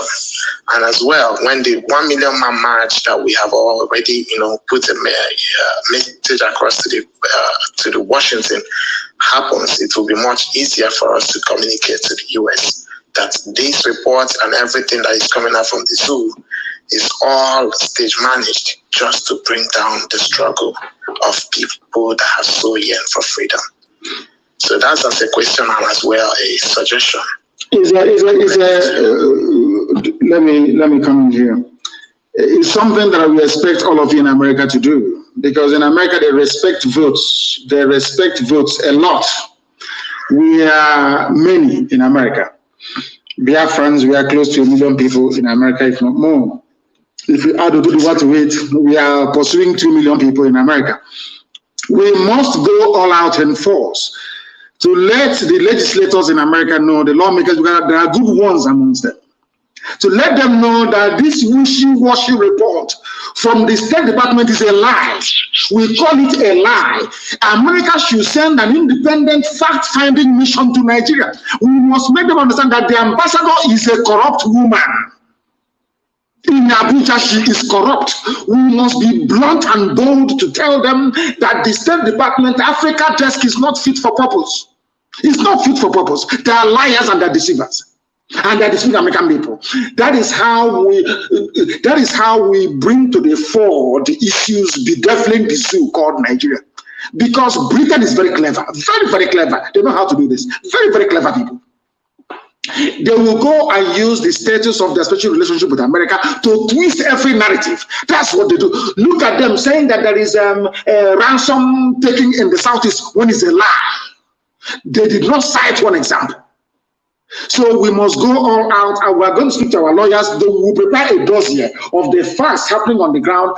Each and every Biafran, if you're in IPOB, if you're not, every Oduduwa, if you're Oduduwa Republic or not, you must submit that report to your parliamentarian, wherever you are in America. Tell them that this State Department report is a lie. Call them liars to their faces. That's what we're going to do. Thank you very much. Thank you, Mazi. Mazi, one more question, please. Are we still in on the plan with for the 1 million man march this year? It depends on, COVID is the ruler of the world now. So the devil behind COVID will determine. COVID is everywhere. You have to stay 2 meters apart. You have to take the only vaccine in the world. You take one. After 28 days, you take another one. Even when we are small and we're being inoculated, it's only one vaccine you take. This one is now 2. You take one in the morning. Now, after 28 days, you take another one. Even at that, you're still wearing a mask. The whole thing is a complete mess. So we wait for COVID to decide. COVID is the one that decides what happens these days. So we are waiting for COVID to tell us exactly when our 1 million man march is going to be in the USA. We must have it. We must have it to let the whole world understand that what America is issuing is blatant falsehood. Thank you very much. That was how Obama went into Libya and destroyed Libya for no good reason. Destroyed Libya for no reason. Destroyed it completely. And today, Libya, the civilization has gone back 1,000 years. Our lines are open, of course. I'm not even sure, and people are calling. Let me see if I can get the number that people may be able to join us this morning. +44, please, the UK number on Signal only. +44 77 61 82 5346. For this morning, please, that is the number to get us on. I know a lot of people are trying to get through. A lot of people are trying to get through. If you call us, if you're a first-time caller, let me see if I can take this call. The caller on the line, I don't know if they're still there or if they have disconnected. I believe there's somebody called Dozier trying to get through to us. Please, if you call us, give us your question, ask your questions. All those questions you've been meaning to ask for very many years, you can ask it now. Once you ask it, then we can be able to answer you. I'm no longer hearing about defense fund. I don't know what happened to that idiotic line of reasoning. And I'm no longer hearing about them again. Or our money this, our money that. The caller on the line, can you hear me? Yes, I can hear you, you see. Please, your name and where you're calling us from. Okay, my name is Chidi Mado. I'm calling from Hong Kong. From Hong Kong, please go ahead. All right, please, you have to give me some time. I have a lot of questions. So I don't know if I should throw the questions and you respond. One at a time, under 2 minutes, one at a time. Yes. One at a time, all right. Well, first and foremost, I want to greet you. I want to thank you because whatever they said that you are, the people that said that you are a criminal, that you are this, you are that, all our enemies fighting you, I tell them that's exactly what you are, because if you don't have those qualities, there is no way you could have faced people like Rita and the Borg and all these people from all these years and still sustain, and IBOB still stand today, and we are still doing wonders. So I greet you so much. We are together when you were in Hong Kong in 2015 before you were kidnapped by the zoo. Yes. Now, please, my first question is this. Where should I start? Okay, let me start by capitalism in America. I'm talking about when Biafra is restored. Capitalism is a very wonderful thing, but it has become a monster in America that is about to swallow the whole world. You understand what I'm saying? I don't want to mention names about people that are doing whatever they are doing. Now, how do we checkmate it in Biafra to make sure that it doesn't become the monster that it has become in America? Should I throw more questions, or you want to address this? I want to address this. It's very simple. If you look at the model they run in Switzerland, in our land, we have the perfect balance, the perfect mix. That is, capitalism is about private ownership of property and to an extent profiteering, which means you do your business, and depending on the forces of demand and supply, you can either fall or you stand. So we are going to run a laissez-faire economy. We're going to run capitalism in Biafra land because it's been there from time. People have been owning properties privately, but we also have communal land. If you have forgotten, we also have land that we own as a community. So nothing is going to stop us from also doing communal stuff. Basically, it's getting the balance right. If you go to Switzerland, it's there. Everywhere you have private sector participation, you also have state sector participation as well, or partnership that will help us move forward. We are going to get the blend right. Don't worry about that. We're not going to have this rampant, should I say, unconscionable capitalism where people will now build roads and charge us however much they like. That's not going to happen. The state will still participate in certain areas or aspects of our life, but in the main, we are going to be a capitalist economy. Next question, please. All right. Thank you very much for that, sir. I will take my time and listen to it again when the broadcast finishes. The next question is this. You said that there will be no guns in Biafra land, that even the police will not have guns, that we're going to run a society that will be gun-free in order to keep our society free of guns and peaceful. Yes. But let me remind you that in those days of during the time of Hitler couldn't invade Switzerland because most of the citizens have guns. What if we have a kind of, who knows, we are doing it for the best, as in what we think that is the best for our people now, but something might arrive tomorrow or something might come up tomorrow that will rebel against the people or be a threat to the people, that the people have to defend themselves, that their government may be kidnapped or hijacked. You don't know what will happen tomorrow. Is it not better for every citizen to be mandated to have a gun with stringent rules than to be defenselessly hoping for our government to defend us? What if something goes wrong in the future that will warrant that the citizens have to stand up, just like the situation that we find ourselves now? Now, yes, in a normal situation, when the zoo Nigeria breaks up, to the east, we are going to have our Amazonian brothers to the east. To the west, our Oduduwa brethren. To the north, we are going to have the Middle Belt or Kwara Kingdom or whatever you call it. Even if you look at the history of Africa, we are not known for invading each other because we are tribal beasts by nature. We don't go outside the boundaries of our tribe to go and invade somebody else. Nobody's going to come to invade us unless Britain wants to come by air to invade us or to come by sea. So I do not see any external aggression per se, bedeviling Biafra. I may see foreign invasion. The reason being why we cannot have guns everywhere is this, is because we're a bit funny. Our people, we're a bit funny. If we have a police with gun running all over the place, the same zoo mentality will go into us. But we are going to have compulsory military training for every citizen. If you want the model that I would prefer, look at the Israeli model, for instance. When it comes to setting up our defense, we are going to adopt the Israeli model. Everybody is going to be trained. Once you live in the outlining areas where there are palpable threats, then everybody will be armed. But inside, nobody is going to be armed. That's what I'm saying. Only those who are legally required to do so, because we don't want dictatorship in Biafra land.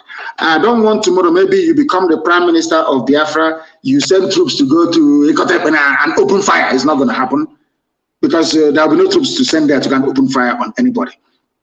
That is why they cannot have guns. But in all our outlining military posts, our garrison, in all the garrison towns, of course, are going to be guns. Our armies will be well equipped. But we are going to have more in reserve than the regular army. Exactly, is a good thing you mentioned Switzerland. In terms of the response of the populace, we have the Swiss response, yes, where everybody is trained to have a gun, but they are not. We have armories where citizens can go in and take guns once we are under threat. But if you are not under any external threat, then it's not going to happen. But if anybody thinks they're going to be the prime minister of Biafra and you issue order, when people are protesting, you issue order, go and shoot them, police barricade, all that rubbish will not happen. People are going to protest.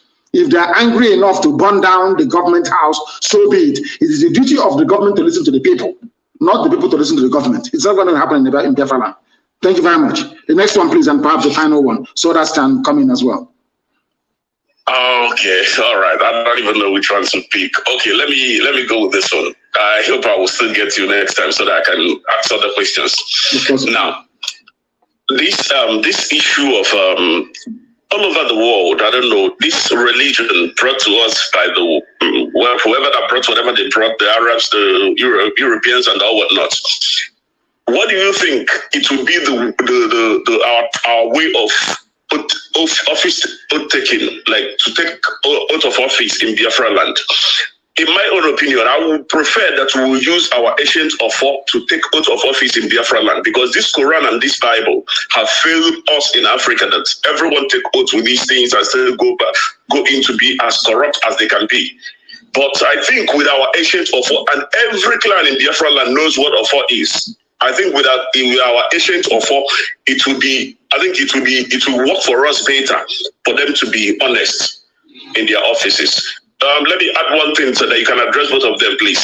I would think that in Biafra land there should be limit to office, as in including parliament, because when people stay in parliament or in their senatorial or whatever offices that they stay too long, they start to build cabals that will make them to become very powerful and become dangerous to the people.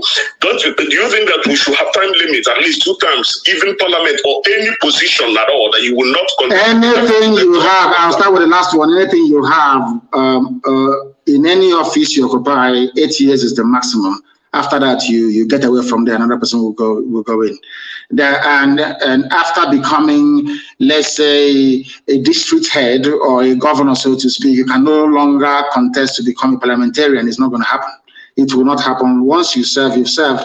That thing you want to do it within 8 years. After 8 years, you get out, another person will go in. As simple as that. There's going to be a time limit. All this cabal building and all that rubbish. That's why anywhere I see it in IPOB, I dismantle it. There can never be any cabal in Biafra land. People are going to be judged based on their performance, based on what they can bring to advance our society, and not by who they know. That is very, very critical, please. And I hope that that is very clear. And regarding the oath taking, we are not going to impose any, something of faith and religion is very deep. It has divided man from the beginning of time. People can decide to take an oath with whatever they like, but one thing I'm happy about is that we all believe in God Almighty, the creator of the heavens and the earth. Everybody believes in God, and our oath taking will be done in the name of God Almighty in heaven. Thank you very much for that. Thank you very, very much.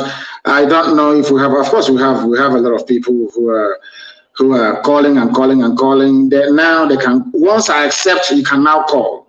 Once I accept, you can now call, because a lot of people, that's the thing about signal. You need to be accepted before you can place a call. Our lines are open, please. A lot of people are calling, and of course, the lines are being jammed, and understandably so. People are really, really desperate to try and get through to us. If you can't call, maybe I can call 1 or 2 people, because we have about only 20 minutes to remain live, and I think that may be the best thing to do. Only 8 years, after 8 years, you piss off from office. That thing you want to do it within 8 years. The caller on the line, can you hear me? Can you hear me? The caller, they cannot hear me. They are doing something completely different. They are not paying attention. And that is what I don't like. There is always a time delay between here and wherever you are. Let me take this call. The caller on the line, can you hear me, please? Your name and where you are, if you may. For the last time, the caller on the line, can you hear me? No, they cannot hear me. She goes, they cannot hear me. Maybe they're waiting for the voice to come out. Once I take your call, please endeavor to speak. The caller on the line, can you hear me, please? Yes, sir, I can hear you, sir. Please, your name and where you're calling from? My name is Udenna Wachuku Anthony. I'm calling from India. Thank you. Please go ahead. Yeah, my question this morning, first of all, thank you so much for doing great job for all Biafran all over the world. And I pray may God Chukwuka Kikobiama behold you and power you more to do until we get the promised land. My question is this, is how about our people who are in Anambra, precisely for now, Anambra people who are campaigning for election and other thing. Do you permit our people to join them to do such thing, or you give our people order to leave from those campaign they are doing to face what we are focused for? We are focused on liberation. What stupid campaigning are we doing? What stupid, useless campaign? There are people who argued, and quite convincingly, of course, that we should participate in elections for a simple reason that if we participate, then all these criminals that are imposing on us will not be there to make our life doubly difficult. Because right now in Biafra land, we are always fighting two constituencies. One is Fulani, in fact, 3 Fulani bandits from abroad, Fulani bandits in Asorok, and Fulani bandit stooges in government houses all over the place. That we should reduce the number of fronts that we have by making sure that we put people in power. But the thing is that you put them there, they rigged the election. You talk, America will issue a statement saying that the election was legitimate. So we don't know yet. That debate is still ongoing, and DOS will debate it extensively with the Parliament of the people and then recommend the way forward. As for me, my recommendation is that we do not participate in any stupid electioneering in Anambra State. For now, for the time being, that is. Thank you very much. We are focused on freedom. I have another announcement to make for people who are living in India, because I know most of us are listening to today's broadcast. I urge every IPOP who are living in India to try as possible in April 11 to join in our broadcast, in our supporting of ESN. I urge everywhere, wherever you are in the Indians, Africans, Biafrans, and whatever you call yourself. You people know what Indians are doing to us because we don't have a nation. That's why we are sustaining our people. Police of Indians are killing our people. I urge everyone today to join us that very day to support ESN so that we get our home, so that we get our promised land. Thank you so much. And I use this opportunity to thank our leader in India here, Mazi Okechukwu, for great work he's doing. Thank you very much. Thank you very, very much for that. India is doing wonderfully well, I believe. Very, very critical. Somebody is saying it is very important that I call them. We shall see. We'll call you. The caller on the line, can you hear me, please? Your name and where you are. Hello, good morning, Mazi. Good morning to you. Please, your name and where you're calling from. Okay, my name is Eyufame Erumosele Ebiremole. I am in Kudomigodo, Biafra. Wonderful. Please go ahead. I want to thank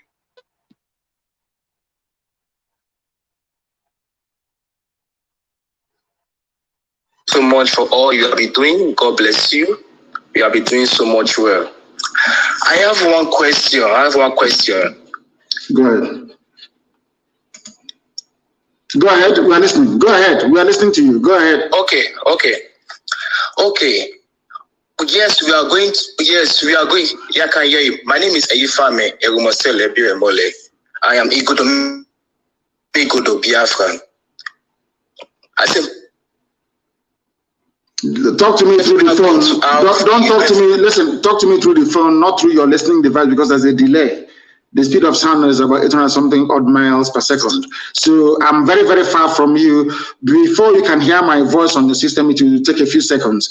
But on the phone, it is direct. As you can hear me, the world is hearing you. Please go ahead and say what you want to say. Okay, we are going to have a referendum. And in Godomigodo, we are kind of divided. Some say they want Biafra, and some say they don't want Biafra. So what if those... Go ahead. Can you hear me? His line is breaking. Yeah, go ahead. I can say you. Like those of us that want Biafra. Yes. What if the votes that doesn't want Biafra is more than those of us that want Biafra? So now Biafra has been restored. Are we going to have a new Igodomigodo in Biafra land? Since we are divided. Some say want Biafra, some say they don't want Biafra.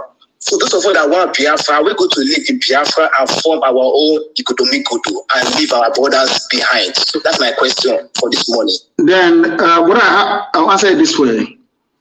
You campaign and you go to a referendum and it goes, the majority says they don't want Biafra. Then Igodomigodo will not be part of Biafra. Because the majority will always carry the vote. It's one man, one vote, one woman, one vote. If that is it is your responsibility and duty to campaign, that is where you have a campaign to win more people over. But I do know that if there is a referendum today, people will opt to come, Igodomigodo will opt to come with Biafra. I know that for sure, because they know that Biafra is the light of Africa and indeed the light of the world. They want to come with Biafra, of course. So don't be too despondent. But in the case where Igodomigodo turns to and says they don't want Biafra, then we have to respect the wish of the people. Whatever they want is what we're going to give to them. Then people like you can now migrate towards the same Edo I think Ibuakre is naturally Biafra anyway, which is Ebanke. Then you move slightly to Ebanke to be part of us. Okay. As simple as that. And I'm sure Ubiaja, which is Eshan, will come with Biafra anyway. Yes, so you're talking about the main Bini Kingdom itself, inside Bini City, Bini Kingdom itself, inside Bini City. That's entirely up to them where they want to go. But I do know for sure that Isoko, Urobo will come, Ubiaja will come, and all the other outlining ethnic groups that will come with us. That's what I know for sure. Okay. I'm not sure that Benin City itself would come, because Biafra will be a republic only if some special arrangements can be reached. Because Biafra is going to be a republic in every way. Every man must be born equal before God and before the law. Okay? Okay. Thank you very much. Thank you so much. Thank you very, very much. Igodo is also with us, of course. Biafra is ever. Forget about all the nonsense that some idiots, we are Aborigine of Cross River and of this. I feel sorry for them, but men at work, even in Akwa Ibom, men at work. Biafra is everywhere. There is nothing anybody can do about it. Are they going to arrest us? Yes. Are they going to do all these things? Yes. But in the end, Biafra will come. And as they're arresting us, we're also arresting them. Mind you, we're also arresting them. And in the fullness of time, you will see evidence of that. They call on the line. Can you hear me? Yes, I can hear you, Mazi. Good morning from India. Good morning to you. My name remains Mazi Okibaram Chidozie. Mazi, I don't have a question. I just have an announcement to make. Though one of our brothers from India has called, but Mazi, the reason why I'm calling is to urge you, because to be honest, we are putting work on the ground regarding our fundraising event on the 11th of April 2021. That is next week, Sunday. And Mazi, the fact is that we can't have that event without you speaking to IPOB or Biafrans in India. All of us are eagerly waiting. A lot of work has been put. Our brother that called thanked our national coordinator, Mazi Okechukwu. We are doing marvelously well to bring everybody of Biafran origin, all the communities of Biafran origin, we are reaching to them and make sure that everybody is involved in that event. Mazi, this event will mark the beginning of IPOB in India, because we want everybody that is a Biafran here to be an IPOB member. That is our target. So speaking to us that day, communicating to Biafrans that day live will mark the start of whatever we are going to do from here. So it's on Sunday, the 11th of April 2021. We can't afford to not having you speak to us that day. That is all I have to say. And as well, I'm urging every Biafran individually, collectively, and otherwise to be part of that event. We have to get prepared, because this is the only thing we got. If we lose ESN, if ESN fails, we have failed. And at this time, we cannot afford to fail. That is all I have to say. Thank you very much for that. And I'm sure our people now understand it, unless they want to be refugees in Amazonia. And in Amazonia, there's also a war going on there. Unless maybe we want to go into the sea and drown.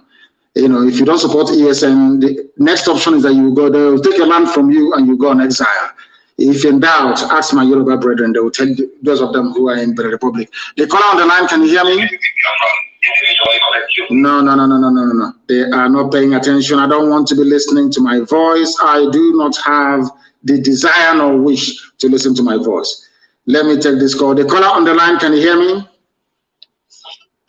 Yes, Mazi, I can hear you. Good afternoon, sir, my leader. Good morning from here. Your name and where you're calling us from? Yeah, my name is Mazi Chidedu, calling from Cambodia. From Cambodia, please go ahead. Yeah, Mazi, I just want to appreciate you for the good work you have been doing for us. I just want to also contribute to the person that was asking about the people from the people that disagree to go with Biafra. The Biafrans will be more than them that accept that they are Biafrans. The truth is that even people from northern side of the zoo called Nigeria will be eager to join Biafra when the time comes. I agree with you. So I agree with you. We don't need to beg anybody to join Biafra. Even those who are saying that they're not Biafra. And we're even foreseeing people from outside Africa, outside the shores of the zoo called Nigeria, coming to beg to be here. Just like the way we have it in America. Everybody is eager to go and be an American citizen. You see people jumping fence, climbing hills, and just to be an American citizen. So that is what it will be. Yes, it's true. We don't need to worry ourselves or bother ourselves about who will become a Biafra or who wants to be or who is not. Yes. So they should not worry. Just like you told them, all they have to do is just to campaign, sensitize them, tell them the things that they want to hear, let them know the truth. On that day, if they say that they are not Biafran, let them be. At a time, they will still beg to become a Biafran. So we are not begging anybody. So thank you so much for having you allow yourself for God to use it to liberate our people. So we will be praying for you, and we are also praying for ESM, and we are also praying for those unknown government who are making us proud, even though they are attributing their work to ESM, which we know that those are Pharisees. They are just making up things that are not what it is to listen to. So that is my conclusion, Mazi. Thank you and God bless you. Thank you very much and God bless you. And you even answered the question more than myself. You answered the Godomi referendum question better than I did, and I thank you for that. I thank you for that clarification, bringing clarification to what we are doing. I have a caller on the line, please. Your name and where you're calling from. They are also making the same mistake they have always made the same mistake they've always made. The same mistake they have always made. People are calling us. If you may not be able to reach us, then I shall endeavor to go to you. When your phone rings, then pick it up. The caller on the line, can you hear me, please? Your name and where you are. Hello. Yes, please. Your name and where you are. Hello? I can hear you for the last time. Your name and where you are. My leader. Yes, please. My leader, my lord. Good morning, sir. Good morning to you. I'm calling from Italy. From Italy. My name is Austin. Austin from Italy. Yeah, go ahead. my name is Austin. So I want to know my side where I come from Asia. Are we fully Biafra? Yes. I want to confirm from you. Ubiaja is fully Biafra. Ubiaja is fully Igbo. Go and do your research very well. For the name is Ubiaja, Thank you very not much. Asian. Ubiaja is the name. You can do my research. Yes, do your research very well. Thank you. I call you Lord. I call you Jesus. You are our Jesus. You're kind. Long. Thank you very Thank much. you, sir. Thank you. Thank you very, very much. Thank you very much for that. When you call, please endeavor to switch off your systems and speak to me through the phone. If you can hear my voice over the phone, if I can hear yours, that means that the whole world is also hearing your voice as well. Brother from Ubiaja. Ubiaja is pure Igbo. They call it Asian. Ubiaja is the name. Please go and check. The caller on the line, can you hear me? Yes, the caller on the line, can you hear me? Yes, can you hear me? Yes, I can hear you, sir. Please, your name and where you're calling us from. Yes, my name is Mbada Tochi from Netherlands. I'm calling you because of what is going on in Ebonyi State. Yes, go ahead. So, the Umahi is trying to divert the attention of the people from what he's doing to our people there. He's actually committing ethnic cleansing. That's what he's doing. This is clear. I wish I can hear you louder because since I pick your call, I can't hear you very well. So, but let me just be saying what I'm saying. Say what you have to say. We are hearing you. Say what you have to say. The world is hearing you. Umahi is committing clear ethnic cleansing in Ebonyi State, and he doesn't want anybody to hear about it. Even the first time that channel television went to cover the news, he threatened them. In fact, he arrested many of them. He don't want anybody to hear about what he's doing in Ebonyi State. He connived with the local government chairman there, Mr. Oda somebody, to do the job, and they are doing it. He's even importing many thugs from Ondo and some part of Hausa to come and clear the people. The people are called the Zar people. So, and yes, and he has failed. My dear brother, he has failed. He has failed. I hope he is not the one behind that Fulani this thing that just happened, because there was never a Fulani attack, such attack before. Only now that there was a pressure for him to stop this genocide, that they know that he have a hand in that ethnic cleansing. The international community was pressurizing him last week. He doesn't know where the pressure was coming from. All of the sudden, we heard that Fulani just went and attacked. You know, so, but thank you for all the whole thing you do there. I know, and I recognize that you defended our people there. And we'll pursue them to Nsukka. We'll find them and we'll kill all of them. We'll pursue them to Nsukka, and their army is protecting them. The Nigerian army are effectively protecting terrorists in and around Nsukka. I am informing the governor of Enugu State, Ifeanyi Ugwuanyi, to let him understand what is going on. The same 82 division responsible for the slaughter of the innocent people, even that the USA report did not mention, they are now defending their fellow Janjaweed in and around Nsukka. They will all fall there, that I can assure them. That they are mad people. With that, we have come to the end of our program today. I do apologize because I spent a lot of time preaching. But next week I will be back. In fact, today is Friday, Good Friday. I will be back again on Sunday, actually. So put it down, I'll be back again on Sunday night, 7 p.m. this time around. 7 p.m. on Sunday, I'll be live on air to continue the propagation of this gospel of redemption. Sunday, 7 p.m., I'll be back live on air. And then next week, Friday, permitting, of course, we shall be back again with our full question and answer session. I'll be back on Sunday. Please note it down everywhere. Our media, especially, note it down. I'll be back again on Sunday. We will be on all platforms on this nascent Facebook page that I've just opened, which they are suppressing, of course. We will be live again on YouTube, on Twitter, and on our apps as usual, including FM in Biafra land. Once again, I thank you all very much for listening. And I feel for those who have been trying to get through but couldn't get through, next week Friday is another appointment. Please try and get through to us by then if you have an opinion or view to air. Once again, thank you very much for listening. With all the love in my heart, from me, from here, it is good morning.